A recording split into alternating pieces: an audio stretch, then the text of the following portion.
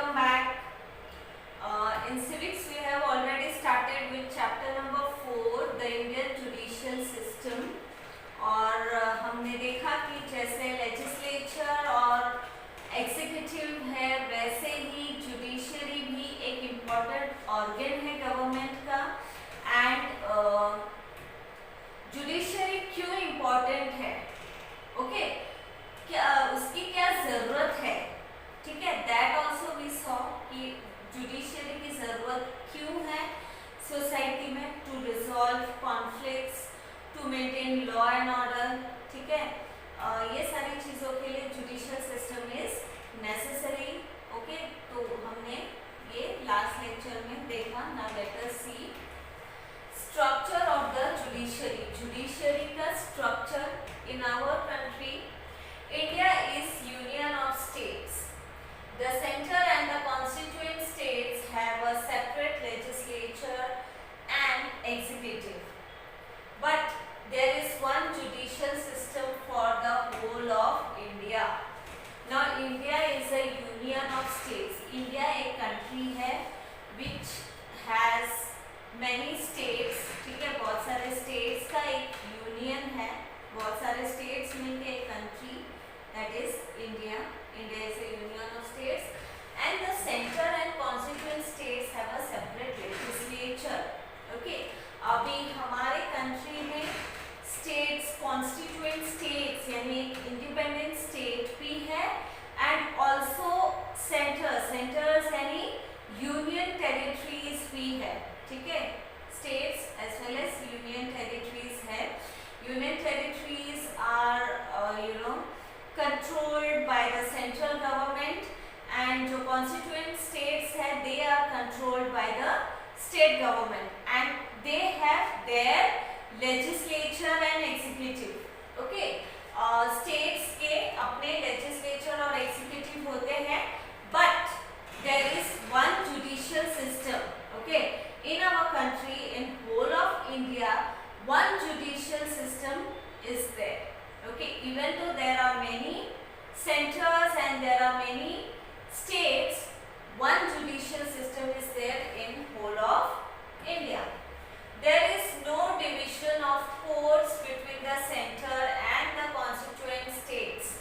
ठीक है, constituent states और centers के बीच कोर्ट का डिवीजन नहीं है, यानी यूनियन टेरिटरीज के लिए अलग कोर्ट एंड कॉन्स्टिट्यूएंट स्टेट्स के लिए अलग कोर्ट, ऐसा नहीं है, ठीक है. This means that judiciary in India is an integrated system. Judiciary in India means integrated. Even though there are different states and centres in our country, the judiciary is integrated, यानी एक judicial system है for all the centres and states. Okay. The Supreme Court is the apex court under which there are high courts. The high courts control the district courts, following which there are lower courts which are at the bottom of this structure. Now Supreme Court is at the apex. Apex मतलब top, ठीक है. Supreme Court का फैसला is the final फैसला. Okay, उसका जो verdict रहता है वो फाइनल वर्डिक्ट रहता है, यानी it is the at the top. Okay, top में सुप्रीम कोर्ट ये आता है, एंड उसके अंडर आता है, उसके नीचे आता है high court. Okay. Now supreme court is for all the centres and states. High court हर एक स्टेट्स में हाई कोर्ट्स होंगे, ठीक है. हाई कोर्ट्स के नीचे आता है डिस्ट्रिक्ट कोर्ट्स, यानी डिस्ट्रिक्ट टू डिस्ट्रिक्ट्स अलग अलग कोर्ट्स होते हैं, डिस्ट्रिक्ट कोर्ट्स. एंड डिस्ट्रिक्ट्स के नीचे आते हैं लोअर कोर्ट्स, यानी एरिया वाइज या म्युनिसिपल रीजन वाइज जो कोर्ट्स होते हैं, छोटे छोटे कोर्ट्स होते हैं वो. तो ये है हमारे इंडिया में कोर्ट्स का, जुडिशरी का structure. First at the top is Supreme Court, then comes High Court, and then comes District Court, and then उसके नीचे lower courts. Okay.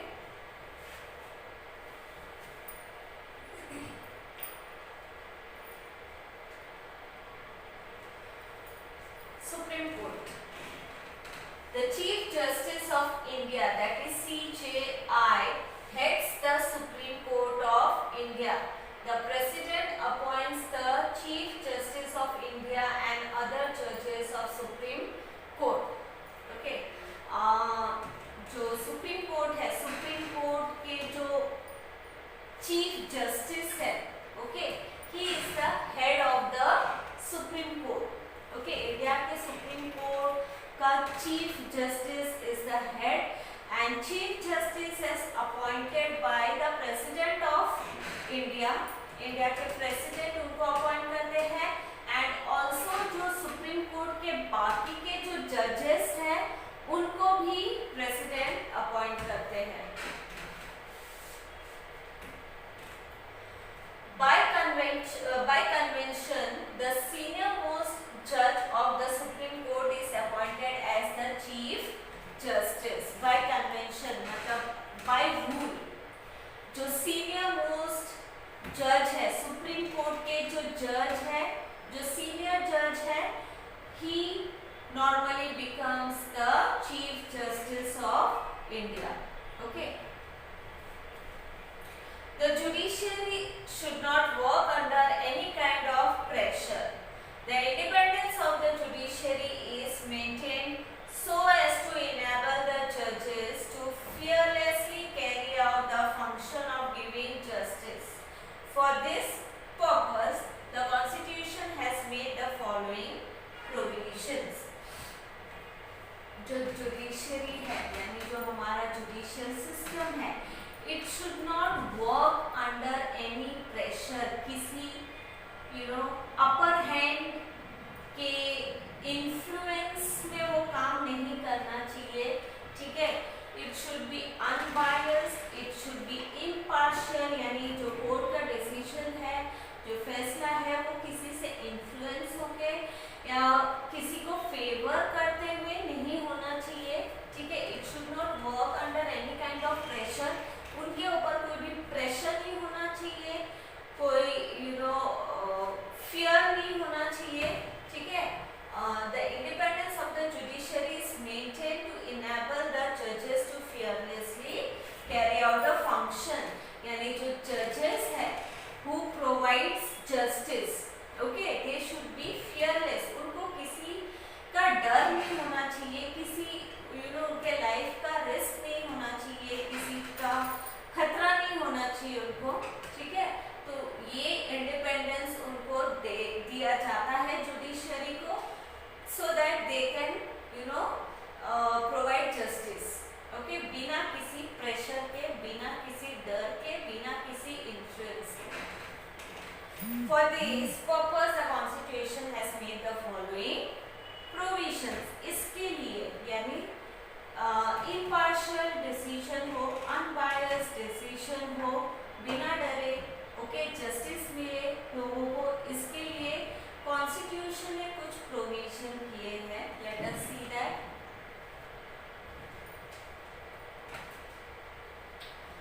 See the picture of Supreme Court of India, which is at Delhi.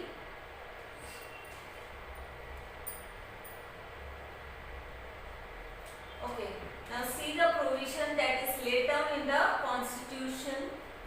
The Constitution lays down the eligibility criteria for the judges.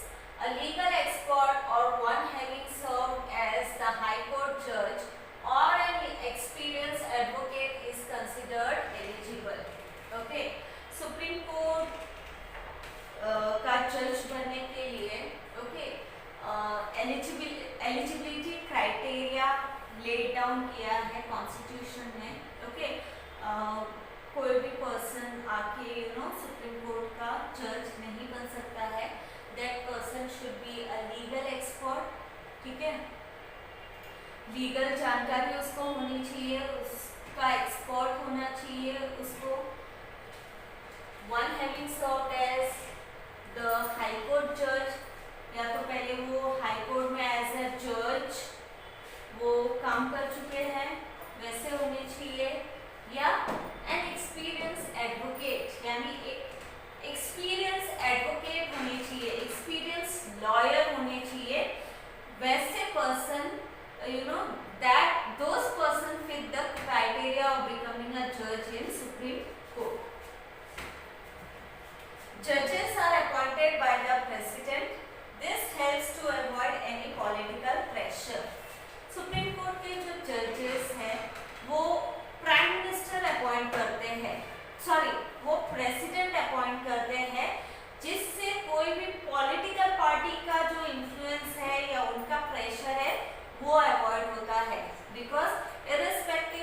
any political decision or pressure, President appoints the judges of Supreme Court.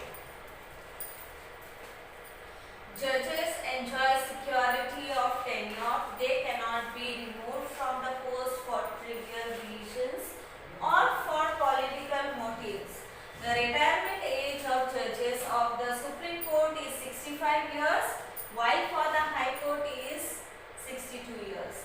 जो judges हैं, they enjoy the security of tenure, यानी उनको easily उनके post से remove नहीं किया जा सकता है. Not for trivial reasons. Trivial reasons means छोटे-छोटे रीजन के वजह से, बहुत ही petty रीजन के वजह से उनको उनके पोस्ट से निकाला नहीं जा सकता है.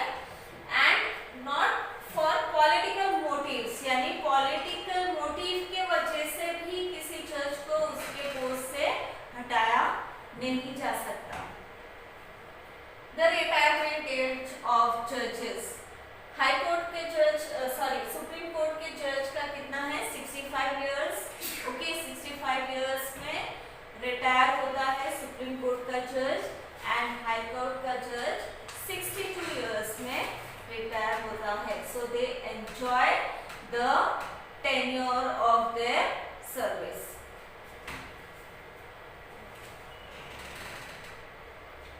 The salaries of judges are drawn from the Consolidated Fund of India. No discussion takes place in Parliament. Okay. Now, जो judges को salaries दिया जाता है वो कहाँ से दिया जाता है? Consolidated Funds से. Consolidated Funds are the revenues that are collected by the government, through taxes and all.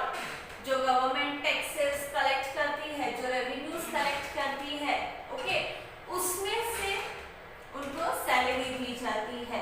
So and that is not discussed in the parliament. Okay, जज या जज की सैलरी या जज के कोई भी डिसीजन के बारे में पार्लियामेंट में डिस्कशन नहीं किया जाता है, नहीं होता है डिस्कशन उसके बारे में.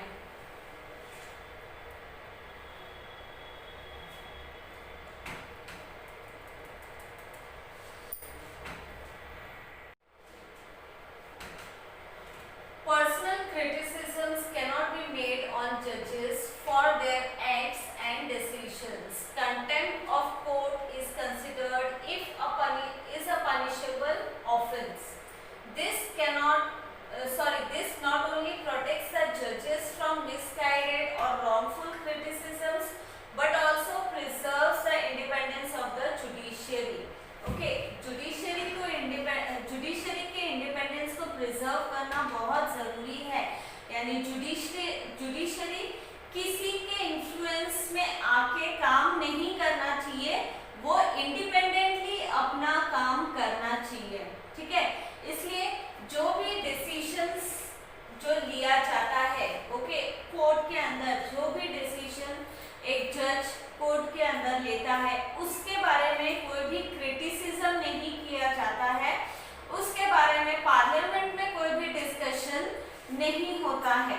ओके, यानी कोई भी फैसला जो जज सुनाता है उसको एक्सेप्ट करना है, उसको कंटेम्प्ट करना यानी उसको अग्री ना करना, उसको एक्सेप्ट ना करना एक पनिशेबल ऑफेंस है, वो एक क्राइम है. ठीक है, जज के फैसले को ना मानना, ना स्वीकारना. ओके, तो whatever verdict, whatever result, whatever जो फैसला एक जज देता है उसको क्रिटिसाइज कोई नहीं कर सकता. एंड कोई भी जज को मिसगाइड या फिर उसके रॉन्गफुल क्रिटिसिज्म के ऊपर कोई भी उसको ब्लेम नहीं कर सकता. ओके, इससे क्या होता है? जुडिशरी का इंडिपेंडेंस प्रिजर्व रहता है. The parliament cannot discuss the decisions of the judges. However, it has the right to remove the judges from the position through the impeachment procedure. Okay, parliament भी discuss नहीं कर सकती जजेस के फैसले के बारे में. कोई भी कोई भी केस हो या कोई भी इश्यू हो, उसके बारे में अगर जज कोई फैसला सुनाता है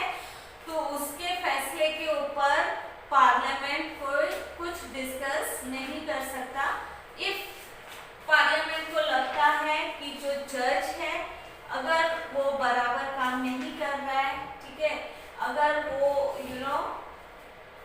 अपने ट्रैक से अलग हटके काम कर रहा है तो उसको हटाने के लिए वो इम्पीचमेंट प्रोसीजर कर सकते हैं। जजेस को अपने पोजीशन से हटाने के लिए पार्लियामेंट इम्पीचमेंट प्रोसीजर कर सकते हैं। Impeachment means charges for their wrong doing. अगर उनको लगता है whatever they are doing is wrong, then उनके अगेंस्ट वो चार्ज